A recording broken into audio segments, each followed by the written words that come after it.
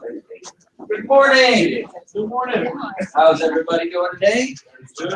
Very, very good. Oh, Jesus.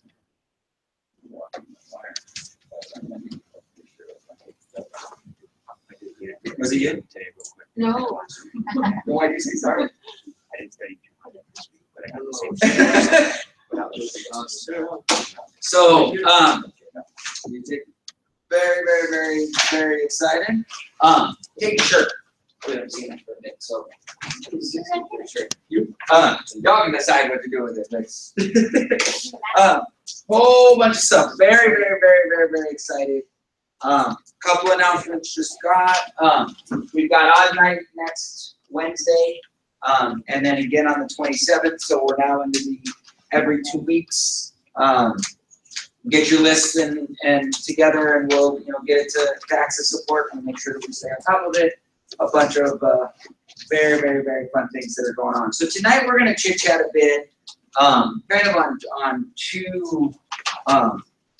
two things, all kind of tied together, and I'm incredibly excited right now. So yesterday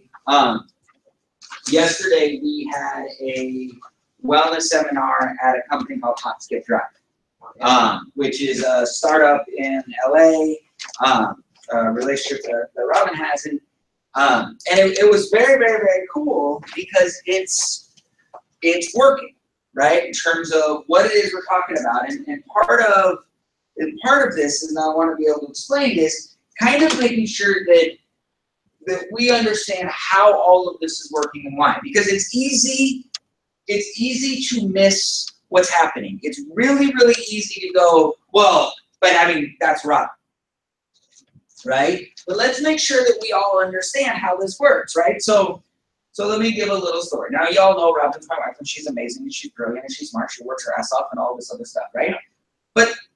And let's make sure that we understand. Robin has her life insurance license. Now, she could have her securities license. She teaches her securities trainings and stuff like that. Like, she has the capacity to take and pass these tests.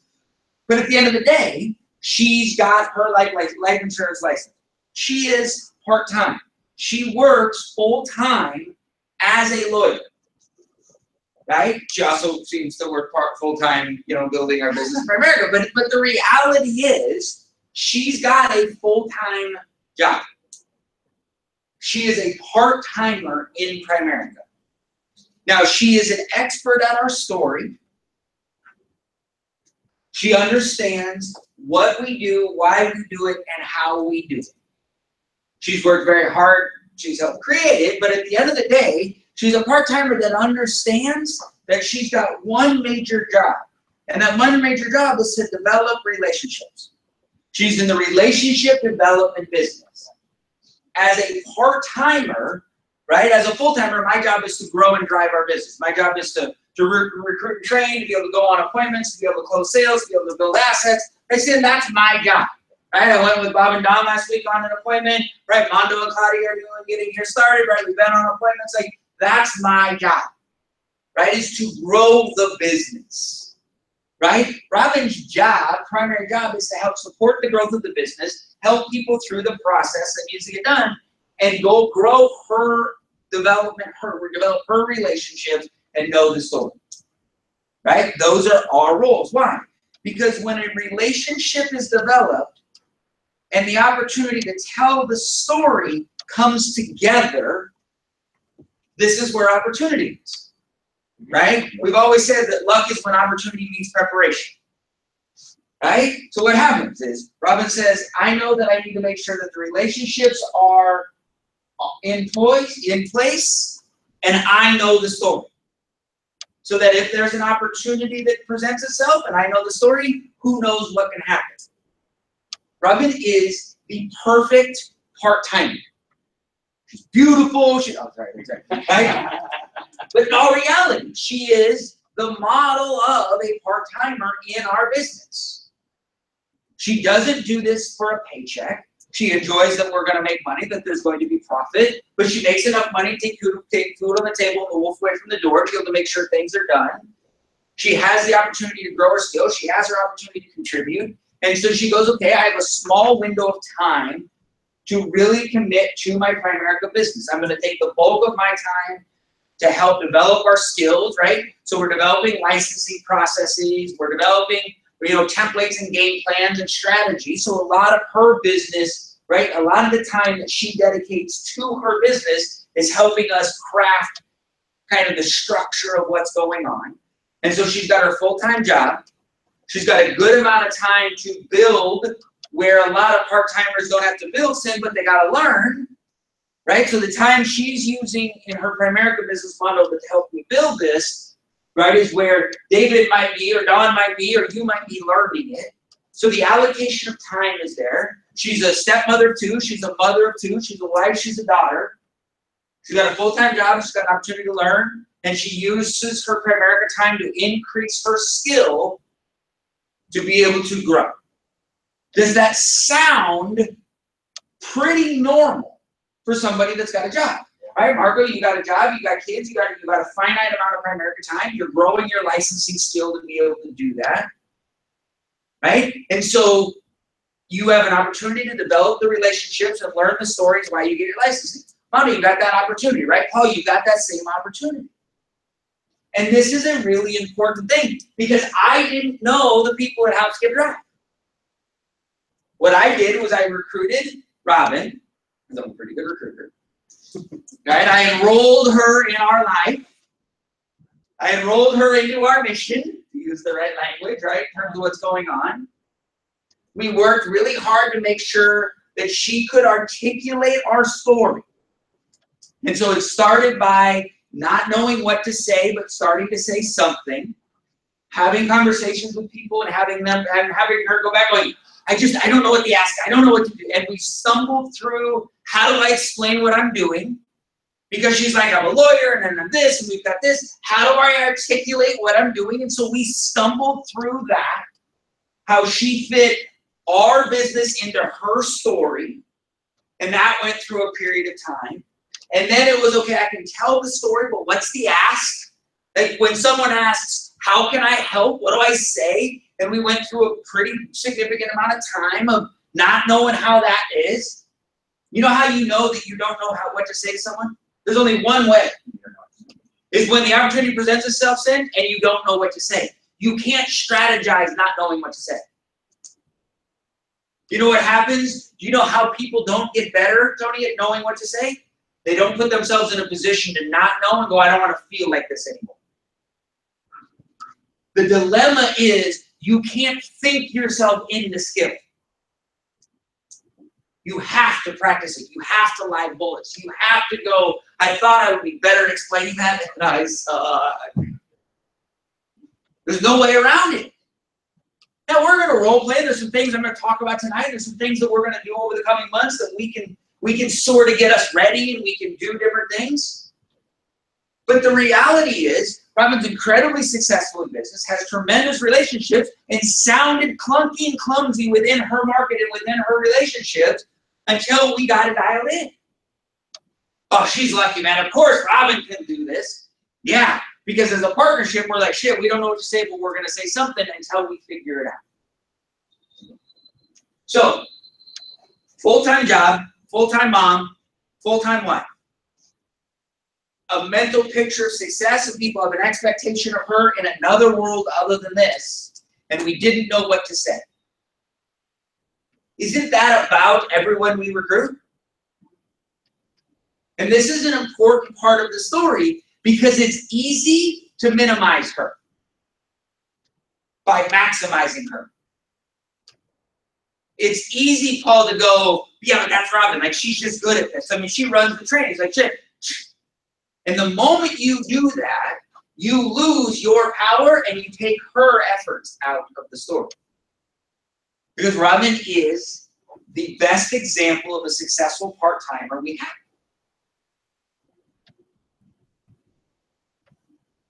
And that's important because all of our part-timers, the number one job of our part-timers is to get good at the story and develop relationships so that when the relationships in a moment to tell the story, the skill and opportunity is there. If you don't develop the relationship and the story's good, no one will hear it. If you develop a relationship, but you don't get the story down because you don't want to sound like clunky and clumsy when the opportunity presents itself, you'll miss it. That's what it is we do. How are we going to have 1,000 companies in the next couple of years? Because that's what I believe we're going to do. Not 1,000 licensed people, which we will blow through. But 1,000 companies. And in the next 45 minutes, hopefully you'll be clear how this works and what's going on. We're not doing this little. But the best way and the single most important thing we can do is to understand what is the role of our part-timer. The role of our part-timer is get your licenses and increase your skill. Practice your stories and develop your relationship. It's not about perfection. Perfection is the enemy. Because the moment perfection becomes the priority, you will stop. Because you can't be perfect. Specifically when you're starting. How many of you have ever heard me or Robin or Sue or anyone tell you, hey, try this, and it sounds so good when they say it. And when you're listening, it makes so much sense in your head. You might have even written it down. You might have even recorded it and played it over and over again to where you're like, I got it. And then your mouth opens. And you became the 9 or 10-year-old. You guys remember this? Right? Where all of a sudden you wanted to go in, your folks were in on the couch, and you wanted to ask them a question. And so you stood outside the room and you like practiced what you were going to say to them. And then you walked into the room and you're like, Dad! And you said the exact opposite of what you want to say. Am I the only one that ever did that? Right? And this was your words. Like you actually did the planning on the other side of the wall. And you had what you wanted and you couldn't do it right. Why would this be any different? But if we create an opportunity where we highlight the growth and we can measure it, because the times that Robin would call me frustrated or we'd be coming home and she'd be like, God, I said it. Man, I don't even know what to do. And the frustration, it can either demotivate you or motivate you. And we were like, man, we're going to get this because once we own it, we get to lock in our advances. Marco, once we got it, we got it. We don't got to relearn it, Arson. So we can either suck for a little bit of time and be great for a long time, or we can suck for a long time and maybe never get great. And so, man, we got the greatest part-timer in the history of our future because we get to model it forever. Because we walked into a company with 35 employees, and 28 of them were there. I was hot. It made me fired up because we walked into here, right? They're a well-funded startup. They got cool swag. Everything looks great. The air conditioner was out. People were pissed, frustrated because of the holiday. And they felt terrible, and I'm like, I was so fired up because it's not about pretty. We have a tendency sometimes to think it's always pretty. They were frustrated. They were uncomfortable. They were a little embarrassed, and I was fired up because I'm like, man, there ain't that much difference. We get so caught up in what we think it's supposed to look like that if it doesn't look like that, we get less powerful. And it was a reminder one more time of, you know what? People are people are people. I don't care if they're graduate MBAs from Stanford. I don't care if they've raised millions of dollars. You know what? They got an idea. But when the air conditioner don't work, the air conditioner don't work. And it just don't matter. And you either gritch and moan and complain or you work around a bunch of computer monitors. Doesn't matter. It is what it is. But there were some really cool things that happened. Right? Is we sat back and said, right, we grabbed a 20-minute conversation, like it was like, and the presentation was good, and we're going to talk about, you know, some of the things that we learned and some of the different things. And Sue was a rock star, right? It was a really, really good at something we got to make sure we get better at. There's a lot of cool stuff that we're going to go over a lot on Saturday.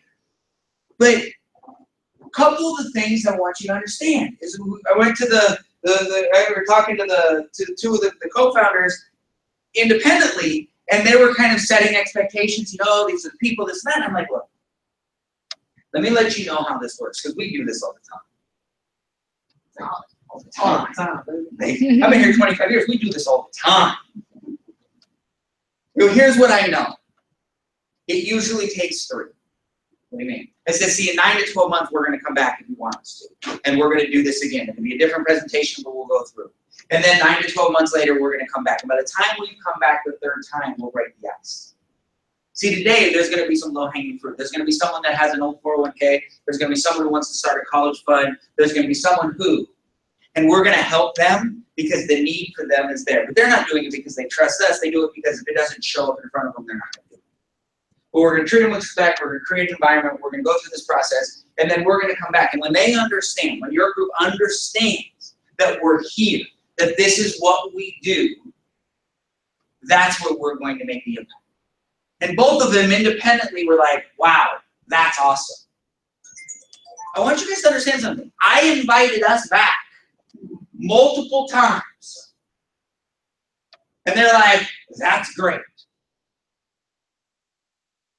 I don't know if you understand this, but we are like every 9 to 12 months, we're like, oh, we're going to walk into a room with 25 to 30 to 50 to 100 to 200, who knows the size they're going through. And this is just what we do for them. The presentation was great, right? I got feedback from one of them, and they're like, man, the information made sense. It was easily delivered. Man, this was awesome. People got feedback. Like, it was a really, really cool experience. And we were there an hour. How many sales you got? I have no idea. We're going to pick up a little bit of business. There's going to be a couple of things that are done, but it's irrelevant. It doesn't matter. What matters is Sue Twiddell was there and said, okay, here's how this is going to work. Wade was there and here's how this is going to work. Melissa was there and here's how this is going to work. We've got an opportunity to sell our team, to understand what's going on. And we did it in an hour. I'm like, man, Sid, we understand we could do a 7 o'clock in the morning breakfast with donuts. We could do a noon with pizza, and a 3 o'clock with coffees, and a 6 o'clock in a sports team or an event with cupcakes. And our city, the people who want to grow a company could do 4 of those a day, 3, 4, 5 days a week, and never run out of business, never run out of an opportunity, and be able to bring different teams along with them. Right, David, how about this? You pass your test, and we're like, hey, right, we're going to go in and we're going to work with this restaurant. There's 37 employees. You got your licenses. Show up a Wednesday at 7 o'clock in the morning, and we're going to hand deliver you 5 relationships. You're going to see how this works. You're going to get good at it. Would you show up on a Wednesday morning? If 2 of them had babies that they wanted to put to college and you had the license to do it, would you help them? This is what we get to do. We get to recruit the owners. We get to enroll them into the strategy and growth of what's going on. We get to grow at scale. We get to turn people, the people who want to get good at learning how to be a business developer, how to be able to organize, be able to go through, man, we can do that. The people that are good at developing the relationships, see what happened is, because Robin was really good at the story and really good at the relationship, she got into a conversation, a relatively random conversation with someone that she's friends with. Now, this friend happens to be her client. But understand that the friend could have been her client or just a friend. Robin understands the story, and they're talking about, right, what's going on in the world, what's going on in the profession, what's going on in the company. It's not that hard to ask a handful of questions if you actually know the questions to ask. But because the relationship was there and knowing how to tell the story was there, the opportunity presented itself. Oh, so you guys got a 401k? Yeah. Did they tell you they would come out and work with your people? Yeah. Have they come out? No, we've had a couple people reach out. I mean, and they do, but they've never had, they said they would show up, but they never really have. Man, it's really hard to get all the resources and tools put together without someone showing up. I know. Did you know that that's what my husband does? Did you know that that's what we're working on? I had no idea. Well, I got a question. If we were willing to come out and spend some time and be able to provide this wellness free of charge to you, and we'll show up and we'll turn you guys into the champions. We'll give you the resources to be able to connect so that your folks have access to these types of tools, access to the tools of the wealthy, supported by you, but through the process. Is that something you'd see value in? You guys would do that? Sure. That's what we do. Well, what's in it for you? Long term, we're going to develop the relationships. We believe the giving starts the receiving process. We understand that we get to go in, we get to use it as a training model, and it gives us the opportunity to really get this information out to the people who desperately need it. And we know sooner or later we're going to reach the people that need to be reached. Well, yeah. So we'll set it up for lunch. You guys like pizza? Right? No, end up with time. We're not going to do that all that. But what happens is, Robin knows the story. And Robin had the relationship. And she said, man, I'm gonna get good at developing the relationship, and I'm gonna get good at the story. Why? Because if I develop the relationship someplace and I understand the story, Paul, sooner or later the opportunity is going to present itself. Now, if the opportunity didn't present itself, when it presents itself, it goes freaking fly by us. And that's where we got, sorry for yelling, I got a little loud right there, but I got a little frustrated because a couple of you are driving me a little bit nuts. Because you have a mental time frame of what you think it should take.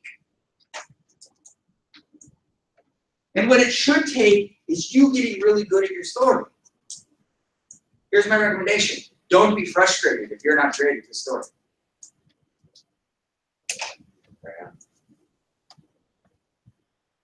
Don't even be frustrated yourself. Just get over it. But don't get frustrated if you're not great at the story. Why?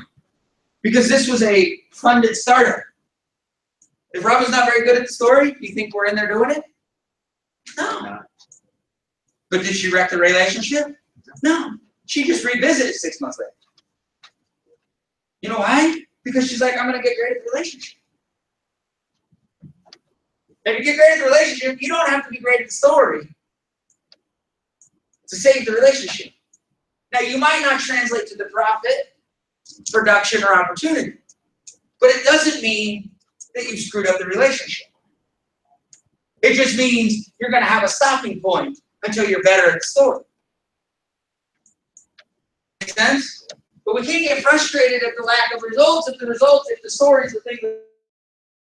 The story can't be the priority, the relationship's the priority, but the relationship, but the story is the sum. Does this make sense? Yes. Now, here's the same thing. So that was Hop, Skip, Drive. That was a wellness seminar with some folks in it that we're going to go in. Robin's the greatest part-time we've ever had. Why? Because Robin has a relationship. Robin knows the story. Then Robin was in a room with the relationship, and someone mentioned the fact that they've got a Fidelity 401k and they got to do some things with it. They're examining it. Robin's like, hey, I know the story, and you're in a position to hear me. I'm going to introduce you to somebody. 4 months later, we signed Jive, the largest 401k in the history of America. But listen, Hop, Skip, Drive, and Jive are exactly the same thing. There is no difference between Hop, Skip, Drive, and Jive. None. But the reality is, Wade's a part-timer. Guess what? Wade's really good at developing relationships. Over the last 6 months, Wade's been here on a bunch of Saturdays. What's he talked about almost every meeting that he's talked to, Cindy? He's talked about one of two things, hasn't he? He's either talked about the relationships he's developing or the improvement of his story. Has it been anything else? No, because this is all we've talked to him about. Get your relationships dialed in and get good at your story. Well, Brad, I work on the relationships. I got those down. How good are you at the story? Well, I just don't feel comfortable telling you. Well, I can't help you with that. Because guess what? Wade had to screw up lots of conversations. Robin had to screw up lots of conversations. You're going to have to screw up lots of conversations. But if you make the relationship the priority, they give you the latitude on the story. And then when you get a little bit better, David, what did I tell you to do today? Hey, there's some new, we've been working on some things. I want to come share some stuff with you. Because David screwed up the story 3 weeks ago with some people, right or wrong. You walked into my office and said, man, I screwed this up. I want to get back. Hey, there's some things I've been working on. I don't want to tell you my progress. Guess what? He has an opportunity to go in and do. Tell the story again. You going to be better? Yeah. Does that mean they're all going to buy or join? I have no idea what's going to happen, but I know that you work on the relationship and you're getting better at the story. So guess what? If you're really good at the story, are we going to convert some? Yeah. If you're only okay with the story, you're going to get better? Yeah. Are you going to get better if you're only okay? At some point, will we convert? Yeah. Because if the relationship is sound and the opportunity presents itself and you can tell the story, why? Because 70 million families are stuck. Bless you. The definition of a target-rich environment. 70 million families don't have access to the financial education and the tools of the wealthy. None of the people that you talk to know what it's going to take to put their kids to college, right or wrong. None of them know what it's going to take to retire financially independent, right or wrong. No one knows what it takes how to properly protect their family, right or wrong. No one knows how to make enough money to be able to make all their goals and dreams come true, right or wrong. That's the definition of a target-rich environment. It's not like there's 70 other people fighting over them with better skills and resources and access to the same tools, and you have to be perfect in that moment or someone else is going to step up right behind you. Ain't no one coming. We walked into a company that has a 401k. Someone else is being profitable. They actually have their investments. We don't make any money on their retirement accounts. And we walked in and said, oh, we know you already have an economic relationship with somebody else, but we're going to provide the expertise on the economics to your people. And they're like, go ahead. What do you think about that? When I talk to you about the fact that perfection is the enemy, there's 70 million families that are stuck. Which means if you get good at the relationship and better at the story, you're just going to keep going back. Now, here's my recommendation. Don't only practice on the same 3 people. But don't not practice on them too. Here's the other thing. If you're better today, don't let their response from the last time be a predictor of the next time if you're better. Because you don't know what happened in their life and you don't know what happened if you're better. Well, I'm the same. Well, I'm sorry. Because I'm dramatically better today than I was 3 weeks ago. It's not even close how much better I am at this business today than I was 3 weeks ago. And 3 weeks ago, my ass was pretty good. And I can't even wait to see where I'm going to be 6 months from now. Can't even wait. Because we're in a whole new world. Man. So we've got great examples. Right? Sue went in and did a wellness for, right? The relationship and the story. Well, what happened? What do you mean what happened? We understand that tradition is going to take us 3 times to be able to go in. We're going to pick up the low-hanging fruit. We're going to cultivate a relationship. We're going to develop and build the systems. We're going to get stronger and better. We're going to screw up a whole bunch. We don't understand most of the systems. We're inventing them. There's all sorts of things that we don't have today that we're going to have a year from now because we're building this shit from scratch. So, Robin, I go, I got to get my whiteboard again. I got to get my Diet Coke and lemon heads again. I got to start working out because I need my box of lemon heads because I'm about to go deep again. We got a whole new pathway to go, and it's stressing the hell out of me. And that's all right. Because we've developed the relationships, we're going to get better and better at the stories. But a $50 million 401k came from this. A $4,000 a year 401k from this. A wellness seminar or 2 came from this. And we're just figuring this thing out. So when we talk about this, I want to make sure you understand what's possible for you. What's your job? Person, your job is to get good at the relationships. Not the 3 people, get your farm system dialed in.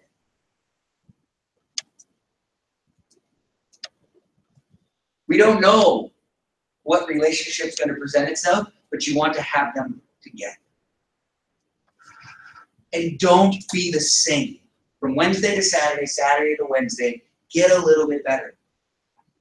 Show up a little bit early and talk to someone and say, hey, here's the story I've been working on. Here's what's going on. Leverage each other. Use each other to be able to have conversations. Grow your skill. Don't be the same. Don't talk about having to get better. Get better. Write it out. If someone asked me this question, what would I say? And then ask people. Say, look, I'm going to role play with you. If I said this to you, what would you say? And when they look at you and go, I have no idea what you're talking about, try your damnedest to not get embarrassed. Because it doesn't help you. If you're not clear, if things don't make sense, make them make sense. Because here's what I know, Sin, when you have your relationships dialed in, and your story dialed in, you're unstoppable. Do you know that to be fact? If you have these 2 things dialed in, Do you think that there's anything that's going to stop you when there's 70 million families that are stuck and we've got the tools? So then what the hell are we waiting for? How much better than a $50 million 401k do we need to prove that this shit works? How much better than a Saturday, than a Tuesday afternoon after Labor Day? They've got people, they made sure people came in, they do a lot of off-site people, they made them show up so they can be a part of this, and they're inviting us back. They'll do it to prove that this thing's gonna work. Is your relationship dialed in? Is your story dialed in? Because Wade's 401k, Jive, and Hop Skip Drive, our last 3 pieces of momentum, all came from our part-timers. Not from me. I had nothing to do with it. I mean, I had little to do with it, but that's what a partnership's about. Your job's not to be the expert yet. At some point, it's going to be. So, y'all excited? Yeah. All right. Y'all get what we're doing? Yes. So, one of the things that we talked about is how do we tell our story? Now, here's an important thing about our story. In order to tell a story, we need something from the other person. We need them to be interested. Don't we? Have you ever had someone talk and talk and talk and you're not interested and they don't know you're not interested other than a meeting like this, but you showed up, so I just But at the end of the day, you ever had someone talk and you're like rolling your eyes, you're ignoring, and they just don't have social clues? They just don't get it. Right? I've been both people in that equation. Right? This isn't about judgment, this is the reality, right? The best storytellers get your interest. So we said the 2 major components are the relationship developed and the ability to tell a story. But in order to tell a story, they've got to be interested. So then the question becomes, how do you get another person interested in what you're talking about?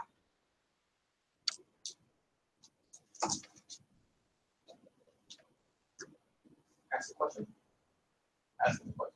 It starts by being interested in them. I want them to be interested in me. Why do I have to be interested in them? That sounds counterproductive. It would just be easier. They would just listen to me.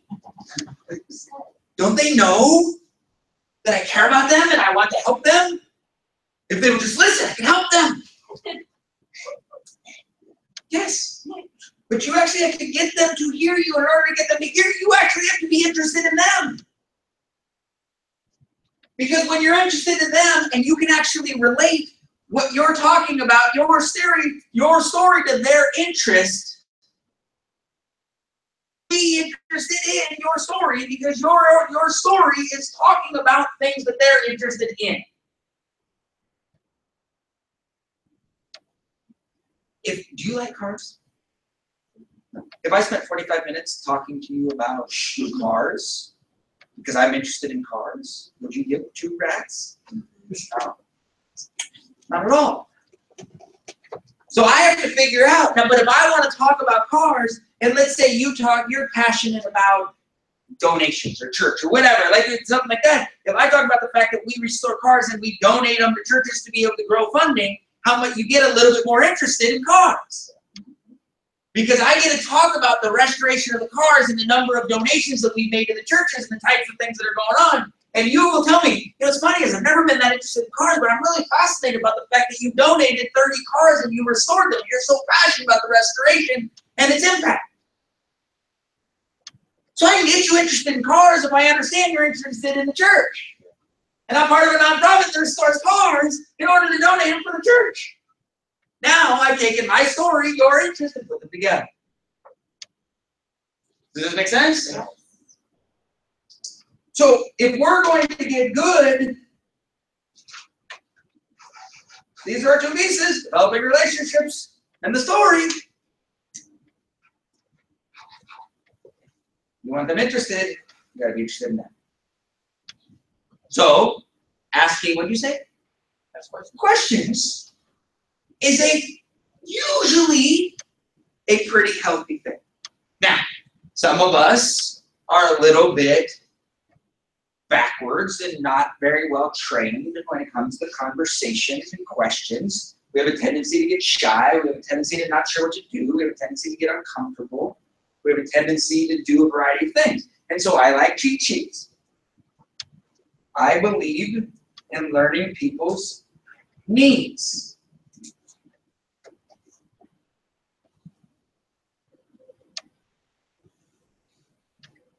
Now, there's usually someone in the room that's like, does he know that's not how you spell me? Yes. What do they do now? And you can ask all sorts of questions about what they do now. How do they get started? What do they do? What their passion is? What draws them to? You can fill out the picture of the now. What's people's favorite subject? Themselves. Right? What do they enjoy about what they do? What do you eat? What do they eat? That works too. Right? What do they enjoy?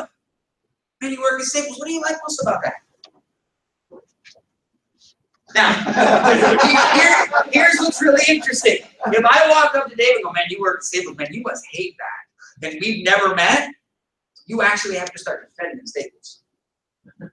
There's something psychological in our brain that if a stranger's like, man, that place must suck, man. All the time you have to stand there with the red shirt, people come around, man. How do you even do that? No, man, I meet some great people. It's unbelievable. They got a great management style. It's a great training program. You're going to defend it. Maybe not you, but most people, because they get protective of it. But the moment I ask you, what do you enjoy most about it? If someone's not real happy, they have the ability to look at me and go, nothing.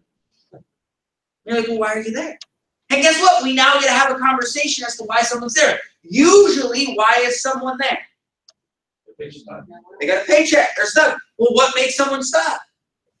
Usually, they're married, they got kids, they got responsibilities. Not that married and kids is stuff, but you all know what I mean. Like when you're 19 years old and no one's counting on you, and a boss says you're a jerk, you have the opportunity and flexibility to tell them exactly what you're thinking, right or wrong.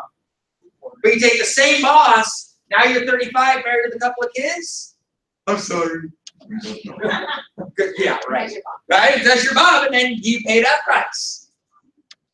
And there's all sorts of it, right? In terms of where those things. Well, some of us, right? You only get to that point at some point where you're like, shit. Right? Again, maybe you're 50. At some point, we start losing that experience. Look, I learned a long time ago, man. The shit I'll take for my boys is way higher than the shit I'll take for myself. Because I can't explain, oh, we're not doing full. What would you like to alter?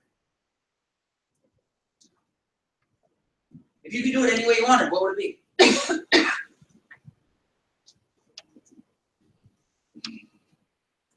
How did you make this decision?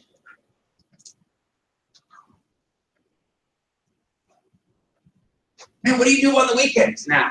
What do you enjoy? How'd you start playing soccer on the side? This doesn't just have to be work.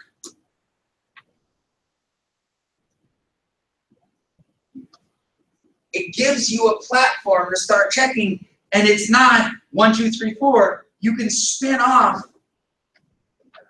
anywhere. But you're doing two things. One, you're putting them at the center, which is kind of fun. But if you actually increase your story skills, Finn, and you're very good at this, you're listening. And what are you listening for? What's that? Clues and feedback in order to do what? To what? Relate? What? Well, we want to keep it going, but what's the formula? We want our story, we want them interested. In order to get them interested, we got to be interested in them so that they can be interested in our connection. We've got to link these two things together. We've got to link our story interests to their interests so that they can be interested in our interests. Does this make sense? And then, how did you, and then we have the solution. Like, what have you looked for different things? Like, what is the solution if someone wanted to change, or what are the different things? Like, how did you do it? Right? You get to ask them, what are the other plans? What are the things that they've done, right? Right? In terms of that process. And so part of this, right, being able to enroll is about asking questions. It's about being comfortable realizing. And guess what, guys? This is a skill. But it's part of getting good at telling your story, which might not make sense. Part of me telling my story is getting other people to tell me their story. Yeah. Because if you're actually interested in them, it's amazing how much easier it is for them to be interested in you. And you have an incredibly interesting story. Some of you are like, I do? Yes. Because you're part of the fact that 70 million families are stuck. A delivery mechanism that can fundamentally change this country. That's kind of interesting. And if you get good at the story, you're going to get better at telling. So then you have the opportunity, when you start transitioning into your story, to do something called feed it back. Hey Mark, remember when you were talking about the fact that, right, sometimes it just feels like you're, I don't know, $1,000 a month short, that life would just be a little bit easier if. And we've tried doing this, we've tried doing this. Look, I know that financial services is the furthest thing from your mind. But if in 2018 we could add an extra $5,000 to $20,000 of money to your pocket just by reaching this story to other people because we got you licensed, would you feel good about making an impact in their life and being able to deliver on that for you? Dude, man, you're gonna make $1 million, same experience opportunity, we're gonna be $1 million. Yeah, right, sis. Good for you, buddy. Go get him, Tiger. Dude, man, I crushed that store, man. Hey, he was fired up right there, man. I was like, boom! Not familiar? Mark, remember when you said, I was thinking about you, Andy.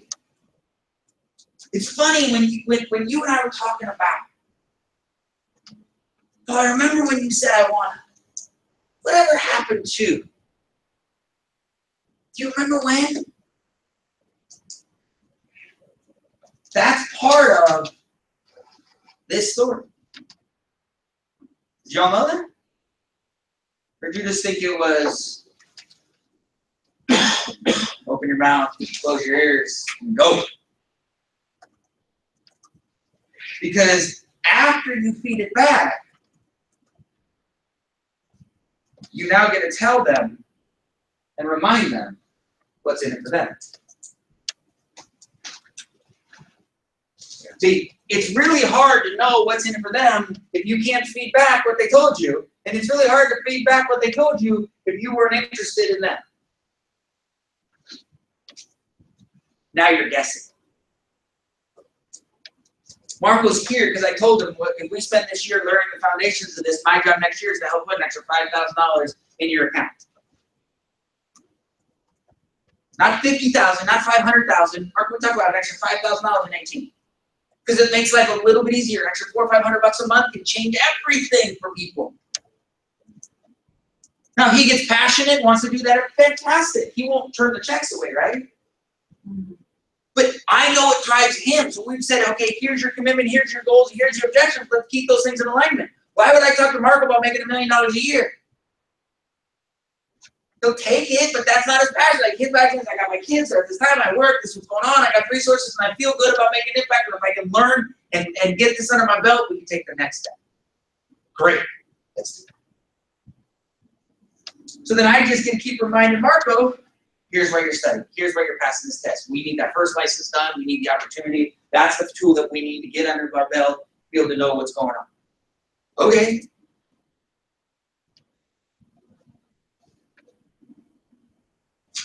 Some of you seem like, whoo. Why didn't you tell me this before, Sears? I'm fairly certain, but it's easy to tell this part and to think that it's the words that come out of your mouth. Of course it's the words that come out of your mouth. Of course you have to be able to articulate our story. But if you articulate our story in a place that they can't hear it, it doesn't matter.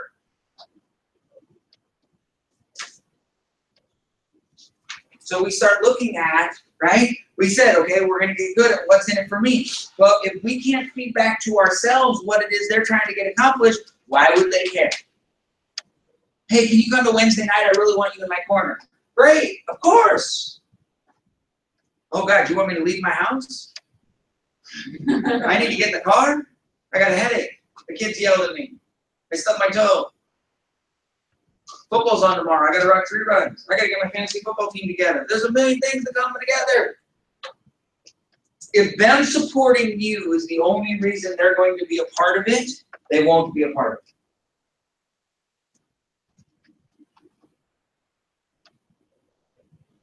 Them supporting you is a component to it, but how do they get fed? How does supporting you increase them? What's in it for them that they value? What are the things that they get to be a part of? What are the things, what benefit do they get?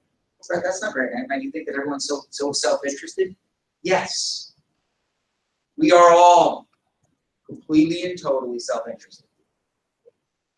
Every one of you in the room, every one of us are completely and totally self-interested. Now, there are a lot of people that have enlightened self-interest, that realize that giving starts the receiving process. If you like to receive, you know the easiest way to receive? Consistently give.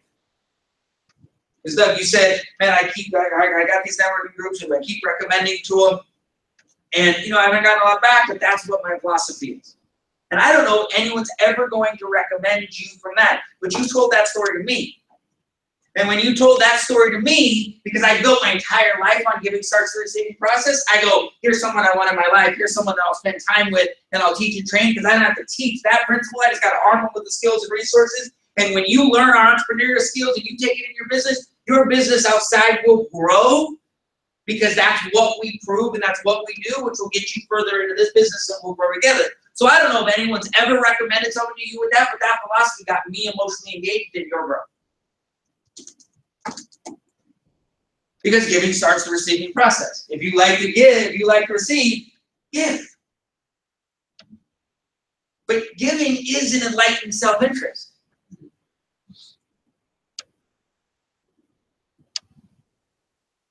There's nothing wrong with you caring about you. How do you help enough people get what they want? That's the biggest question. Well, you help enough people get what they want? You ever have to worry about taking care of you? Nope.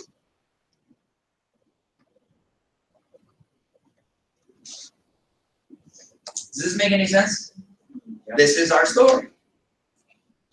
What's that? You're gonna help us. You're gonna help the families out. At the same time, you're gonna get paid. Yeah.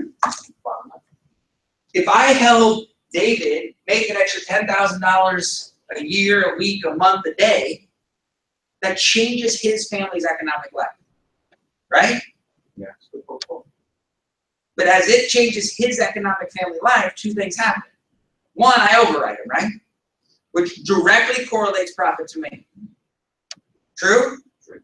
But he shares an office with my friend Tony. And so as David increases his skill, what kind of positive peer pressure could that happen to Tony? That it could increase Tony's skill by them working together, and I'm nowhere around. So now as David learns something from me, he takes and practices with Tony. Right? Now, David's getting better when he's practicing with Tony. Now, David might be convinced that he's helping Tony, which he probably is. But who's he helping even more? David. So is he being self-interested in talking to Tony? Is he giving when he's talking to Tony? Is it a collaborative relationship?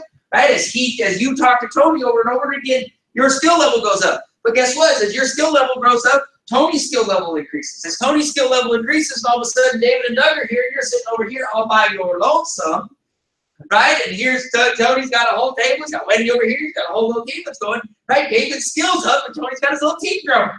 And so now all of a sudden, Tony's sitting over here with his team going, maybe he doesn't have all the skill that David has, but David has the skill over here, and the table looks over there and goes, shit, he's got a table.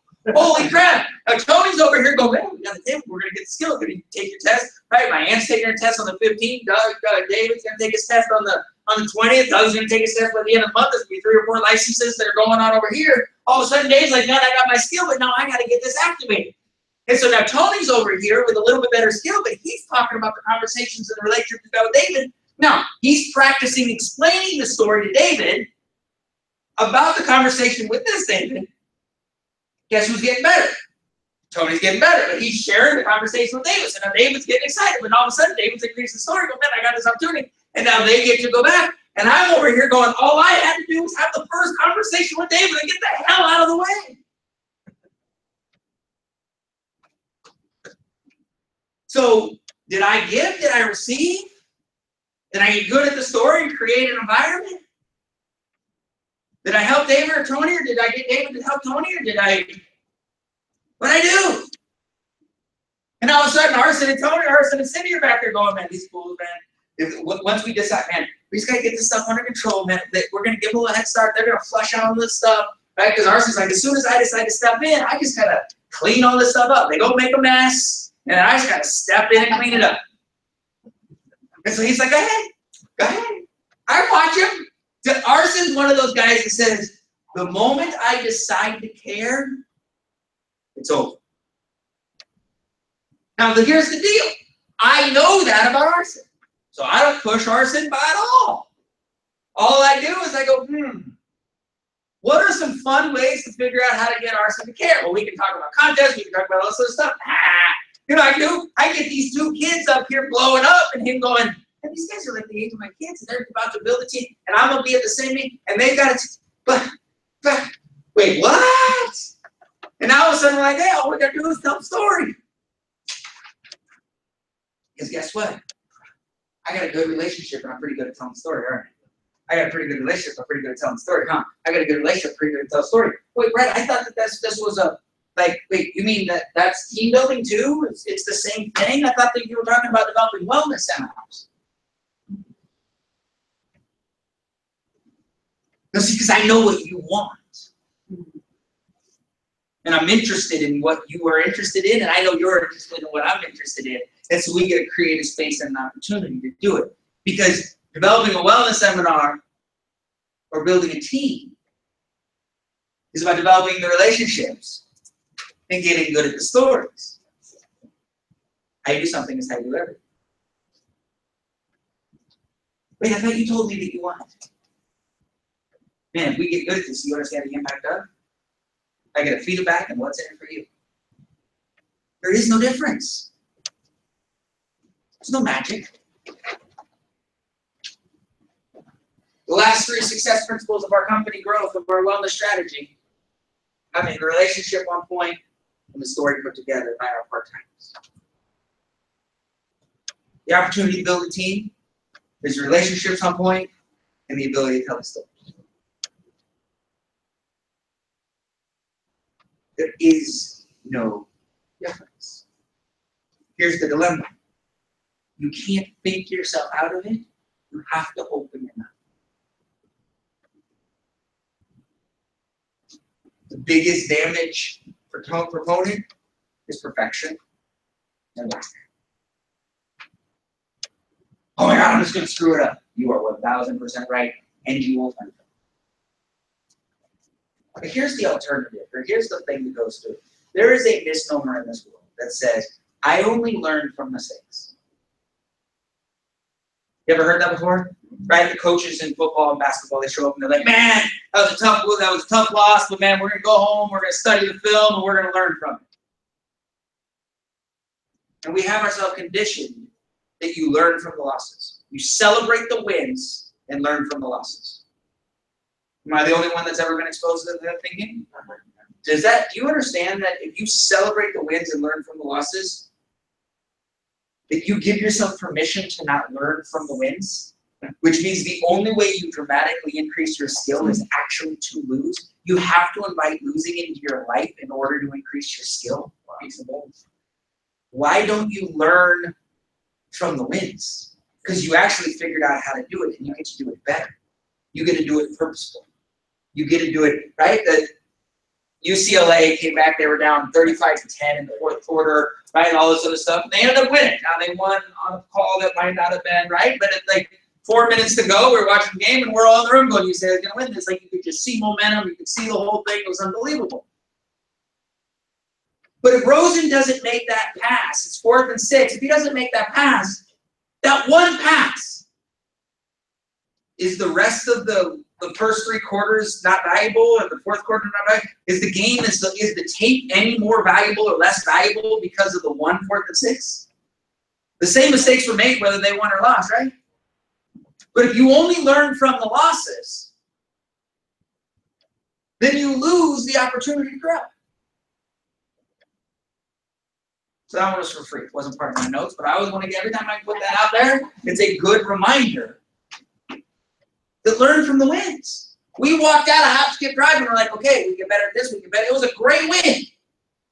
But we did a full debrief on what our opportunities are, where our skills are, where we can go, what do we need to do, how do we put them together, who did what, how do we get stronger. Right? We had a huge win, and we walked out with a great list of things that we can dial in and get better. We celebrated, we enjoyed it, it was fun, we high-fived, it felt great. But there's an opportunity. Why? Because the moral of tonight's story, and we're going to spend a lot of time on Saturday in the house and the what's, but I want you to think about this. I want you to evaluate your ability to tell the stories. I want to evaluate your willingness to tell the stories. I want you to figure out, are you too scared? Do you feel uncomfortable in your market? Are you saying the same things? And if you don't get the feedback that you want, are you shutting it down? What are you doing? Because our success of late came from our 2 most active part-timers. In fact, our best momentum, right? So Bob and Donna picked up $350,000 in assets in the last 45 days as part-timers. Our most active impacts have come from our part-timers. It's a little big on our full-timers there a little bit, but that's all right. But that's our business. That's our business. Your job is your asset. We've been talking about this for a long time. If you dial in your relationships and you master your stories. But how fun is that? How many part-timers could you have if what they needed to do was dial in their relationships and master their stories? Can I tell the story about what we're working on? So my friend Arson and Cindy go in, and they're friends with a gentleman that owns a restaurant in the Valley. A lot of people might have known, might have heard of, and stuff like that. And so Arson starts getting into a conversation and starts saying, hey, did you know about this? And the guy's like, no, it sounds interesting. And so hopefully in the next 10 days or so, Arson's going to introduce me, and we're going to go in, and we're going to sit down, and we're going to start a wellness program for this particular restaurant. Now, Arson's job was about the relationship, and he knew enough of the story to get them interested enough to open to introduce the conversation to me. So phase 1, have the relationship and know the story well enough to get somebody else in the door. That's huge success. Oh, Brett, you're going to go in and get a wellness. No, that's all of Arson and their team. That's not me. I might be the mouthpiece in the beginning, but pretty soon they're going to be the mouthpiece. But now the opportunity in the next phase of the conversation that I have with Arson is, okay, now what are we doing to increase your skill so that they don't have to turn to me as the expert, they turn to you as the expert. That's the next hurdle. Was that not our conversation? You guys understand how fun that is to be able to help them create success and to be able to honor the growth principles of success? That you don't have to stop if you don't have the skill, but I don't want you to stop to not get the skill. This isn't about my ego, about being the best of the best. It's about, man, I want to make sure that we got the best of the best on our team. That's our business. Well, as I think we'll get in the next 45 days, will come from another part-timer that has a relationship and just has a conversation. when you send that email tomorrow. That's all we do. The opportunities are there. But you opened your face and you pointed at them. You developed the relationship. You worked hard enough to get the first phase of the story down. The relationship you leaned on. You stumbled through it. It wasn't all that clean, but it didn't matter because the relationship was there and the impact is there. If you waited until you had perfection, we wouldn't be having the conversation. But you were open to coaching. You were open to where does it go? How do we do? And then we celebrated the moment ourselves to win. Oh, here's a win. How do we grow? Let's not celebrate and only value the losses. Let's celebrate the win and figure out how we grow in that. That's what we do. Guys, no one in this company has any understanding what's about it. And we can tell them till the cows come home. I've been here 23 years. We ran a one-way for 15. And we tore this thing down and said, here's how this should work. What do we need in order to make that happen? And we built it to where it is. Now, we have to go do the same thing over the next 18 months to build the infrastructure of the infrastructure, and that's the next fun adventure. But we're here. I truly believe that between now and June of next year, we'll have somewhere between 30 to 50 companies that we will do this with. We're already going to be the #1 securities license team by the end of the year. I believe we have a legitimate shot to be in the top 10 in the life licensing in the state of California by the end of the year. I think next year, I believe with everything in me, we will double the #1 in life licenses. And it won't even be, there won't even be a factor of the rest of the licenses. Because we're dialing in these systems. And whether you master the relationship in the story, you master the relationship and work on the story, or you just get good at showing up and saying, let's practice this stuff. We're going to help people grow. And we are going to reach them and over and over and over again create an environment where you and I are the people they turn to. And when that happens, right, I was talking to Tom Rowley's guy with Invesco. And this was an interesting thing, and then we'll finish with Brett. This is essentially what you're doing. It's always good as somebody who's like, probably one of the top 10 most famous people in our industry. And we're very, very good friends. And I was telling him about what's going on. And he's like, oh, so you're basically designing the future of America, which is a nice sentence to hear. Yeah. But we look at him and he's like, so here's what's happened. In a business like ours, there are 2 points of pressure. Point number 1 for the client is, should I trust this person? Point number 1 for the associate is, how do I show value? Right? In any business, those are our 2. A client, how do I know I can trust you? An associate, how do I get them to know what I have? It's like the way you guys are doing this, by going in and hot skip drive putting their arm around us, Jai putting their arm around us, right? All the companies came up putting their arm around us. We get to leverage the credibility of the owner that says to the client, to the employee, we vetted these people, and if you have a need, people you should talk to. Client, for the employee, the friction point gets dramatically reduced because somebody else has already done the vetting. And for the associate, when we get this entire system dialed in, because ultimately what's going to happen is when someone joins Hop Skip Drive, and this will take us a handful of months to get everything dialed in, but when someone joins Hop Skip Drive and they onboard, they're going to send an email saying, hey, not only this, but I want you to know you have access to this wellness company, that this is what they do, and someone will reach out. They'll let us know, and then I'll be able to go, oh, Cindy, you just got your license here. Send an email to Sally. She just started working with Hop Skip Drive, and so you can explain this, and so we can hand deliver the relationship before we've even showed up. And then you're able to connect with her. If there's an immediate need, you can figure it out. If not, when we show up and do the wellness, you walk in and you're like, hey, Sally, and you instantly have a relationship. And so now you've been able to circumvent the pain point for the associate, and we've circumvented the pain point for the client.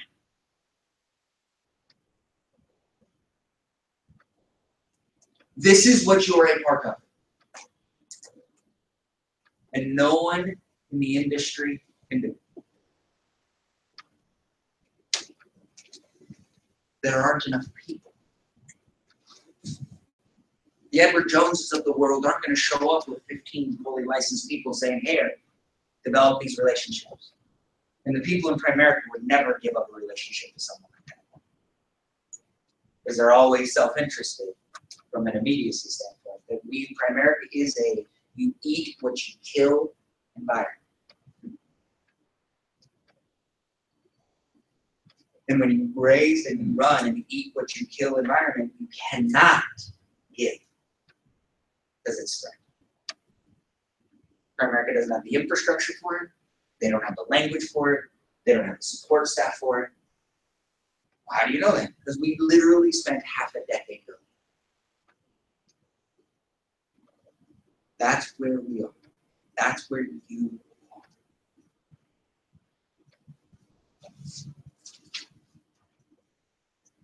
So what are you asking me to do? Dial in relationship. Get better at your stories. Be open for coaching. You're gonna suck. Be better. Ask for help. Perfection's the enemy. And if you're better today, I don't care what the feedback was yesterday. If you hold on to it, that's your own deal, and I cannot convince you to be any better at it. We haven't been this clear ever. I can go tell this story in half. I've told this story to more people in the last 2 weeks. The same people I've told 97 times at different stages of what's going on, and they're finally like, oh, that totally makes sense. I'm like, I've been telling you this for 5 years. Literally, we went to breakfast with Robin's uncle and aunt. He was in Merrill Lynch Merrill Lynch for 20 years. Like, I don't know. He retired, and I was walking back to him. I'm like, hey, so you retired in January? I'm like, I noticed, my phone never rang. He's like, what do you mean? I go, well, you had all these offboarding clients, man. I didn't get any of that stuff. We're family. And he looked at me, he's like, I've had dinner with him 10 times. We've told our story for the last 5 years. And he's like, I didn't know you did that. True freaking story. We sat down, we had dinner. We then go to breakfast. We spent an hour and a half at breakfast, and he's like, oh my God, I totally get what you're doing now. And one more time, it reinforced. If I'm better today, my result from yesterday is irrelevant. What you think of where I was yesterday doesn't matter unless I carry it forward. I could have, and I know people, and I love all of you, but there's a couple of you in the room that would have argued with that person then. Well, I've told you this a bunch. You would have done it because your pride and ego would have gotten the best of you in that moment. And you'd have argued with them that you already told them. Your ego would have cost you a fortune. And I love you. And I say that without exposing you. And you know exactly who I'm talking to if you know that I'm talking to you. And I'm telling you from love that in that moment, it could have cost you because your ego would have shut down the impact. And your past would have been a predictor of the future because your reaction would have caused a different reaction, which would have then predicted the same interactions and the same feelings, and you'd have validated the fact that nothing's changed. And I love you to death. But why the hell would I get mad at him for finally hearing me? Why can't I celebrate it? Well, he couldn't hear me for 5 years. What? You know how bad I had to have been? I get mad at him, or I can celebrate the fact that I'm not that bad anymore. That's my choice in that moment right there. And the difference between those two choices, literally, look at my face. The difference between those two choices in the next 5 years will probably be equal to $500,000 of cash flow to this organization. In that moment. How do you know that? Because little voices in my head tell me all sorts of things. I'm almost always right. Because I can recognize moments and they come up. But I tell you that because my ego could have cost it. In that moment, I told them. And no one would have been the wiser, including me. If I'm better today, if you're better today, your interactions yesterday are irrelevant. You need to go back to them and say, there's some things I want to share. I'm a little bit better now.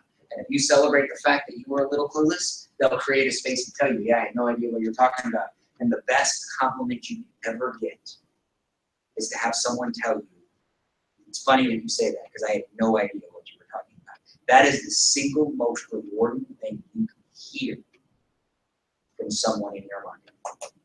It's funny that you say that because I had no idea what you were talking about. Because if you can create a space for them to say that, have an opportunity to grow.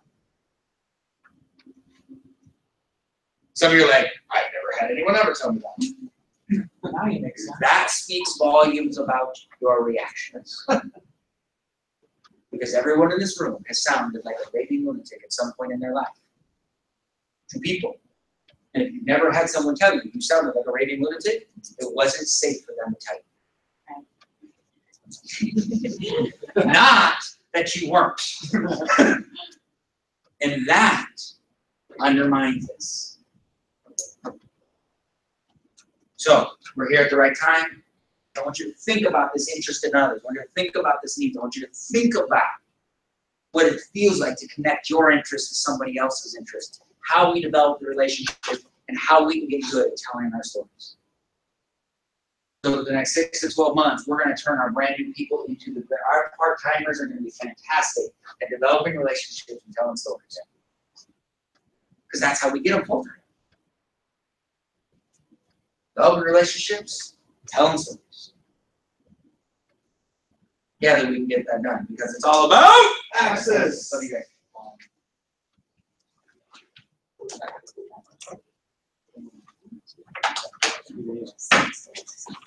Thank you.